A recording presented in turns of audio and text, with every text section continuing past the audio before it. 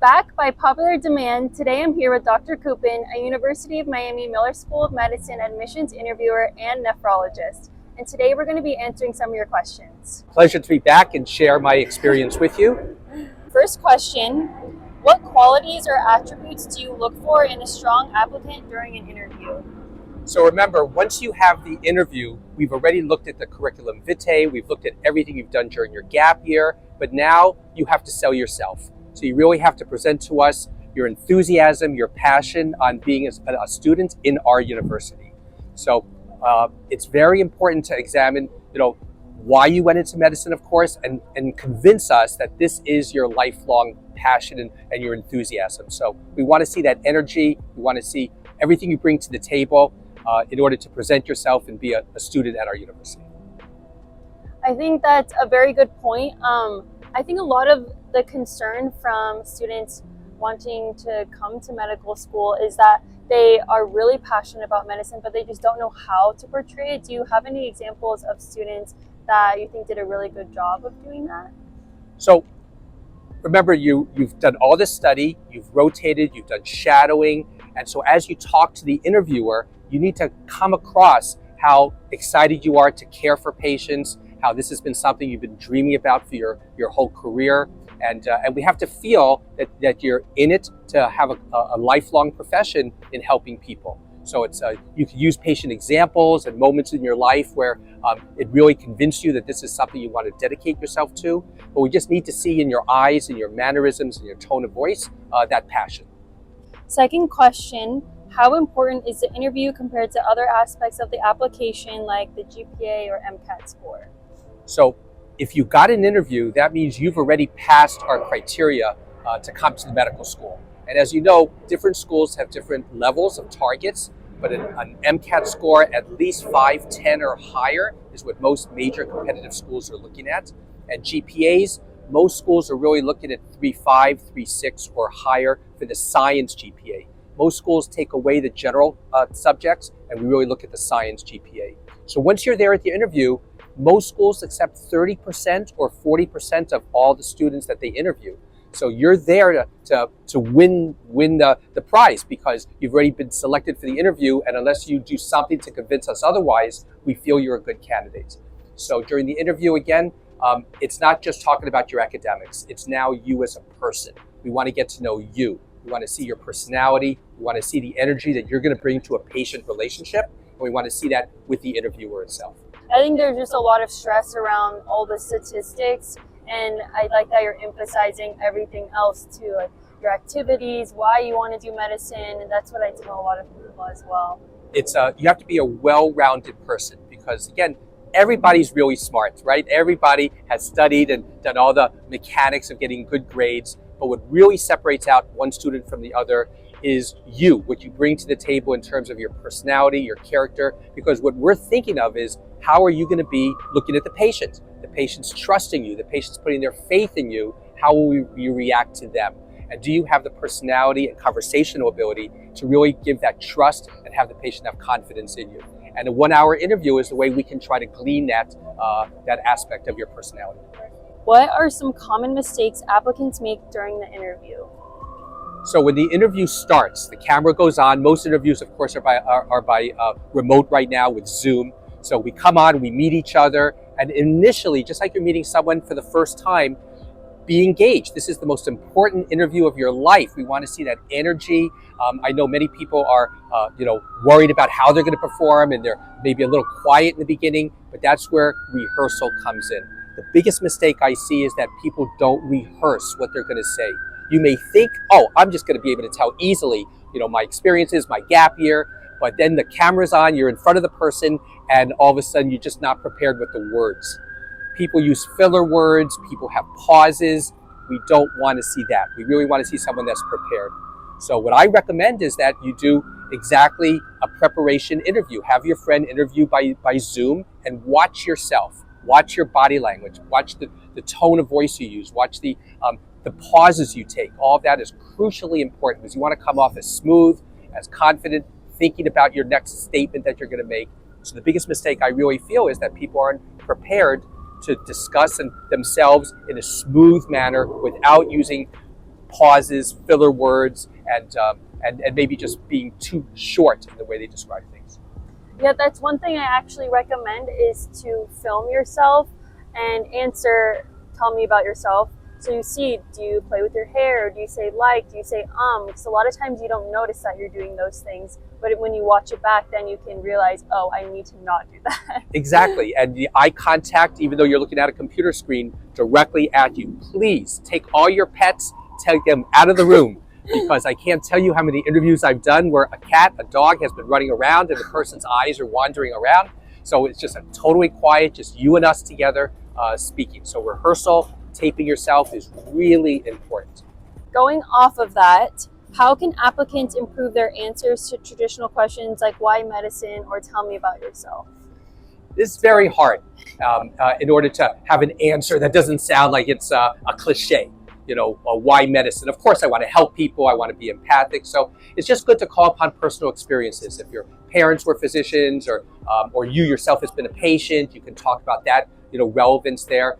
Helping people, of course, is the go-to answer, but you want to embellish it a little bit more with something personal. And if you are going to make an answer, and this is something I've thought about a little bit, and I've seen a lot of times, is how long should you talk? When people give a question, what I find is people are so afraid to make a mistake, they say too little. And they don't want to say anything too much, they keep their answers too short. Mm-hmm. And then there are some people that want to go on and on so much, they want to share all their information that I use the word ramble, but they tend to go on way too long. Mm-hmm. Most research shows that if you answer between 30 seconds, 90 seconds at the absolute maximum, that should be your answer.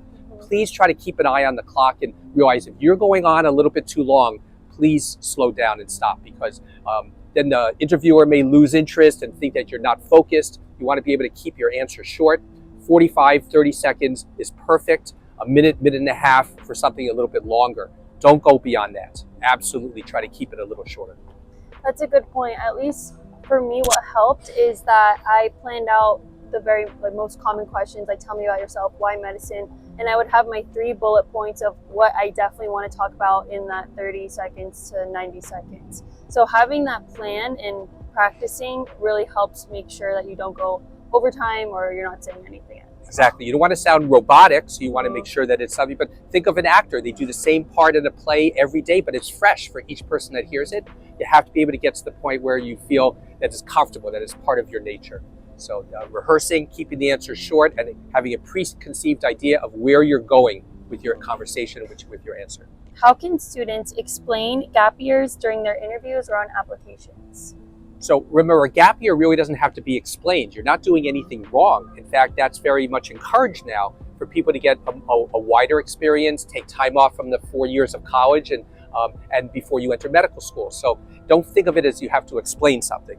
What you have to explain is how did you use that time to convince us that you're continuing your journey into medicine. Some students have taken gap years and they don't do anything related to patient care or volunteerism in the community. Yes, maybe some took a teaching job, but it has to be more than that, because you have to continue your journey to become the best doctor possible. So you've got to continue community service. You continue with maybe a little more education if some people want to take a master's in a subject. But you want to do something oriented to health care.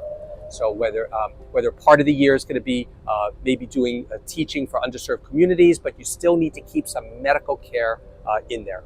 So please keep it relevant on your purpose of going forward to be a doctor. That's a good point. I know some people even in our class that did MIBS here, and that was a good transition because you're still studying, you're still maintaining your academics, and you're also learning some things that could be relevant for medical school as well. Exactly. And some people may not have done much research, for instance, during the undergraduate, and they realize they want to embellish that a little bit more. So a little bit of research would also be okay during that gap year, but be able to fill your time. So yes, we know everyone wants to travel a little bit and have some fun, but you want to go to medical school. So you have to take that year and use it appropriately in terms of growing your resume and growing your experience. What advice do you have for becoming the best in your field or craft? So not everybody can be the best, right? So there's only one Carlos Alcaraz or Sinner, in tennis. You don't have to be the very best. What you have to be is the best of all your capacity, the best you can be. So for instance, in nephrology, we don't have a hierarchy like he's the best nephrologist in the country or number 2 or number 3. But for your own you set your own bar and just be the best doctor you feel that you can be. Always be inquisitive, always learn. You've never learned it all. If you think you've learned it all, you're missing something. So we're constantly learning. Even myself, after all these decades of being a physician, I'm still learning. So just continue to increase your knowledge and experiences, and that way you can achieve your very, very best for your patients. So right now, a lot of students are in the middle of interviews, or they may have interviews at coming up. Do you have any tips for them, like your number 1 tips? So remember, this is the interview season right now, so we're in Thanksgiving, and most schools have rolling applications, so many people have already been given acceptances. And so if we're coming up on interviews now in December, January or so, you really have to stand out and show us that this is a diamond in the rough, that we should have interviewed you earlier.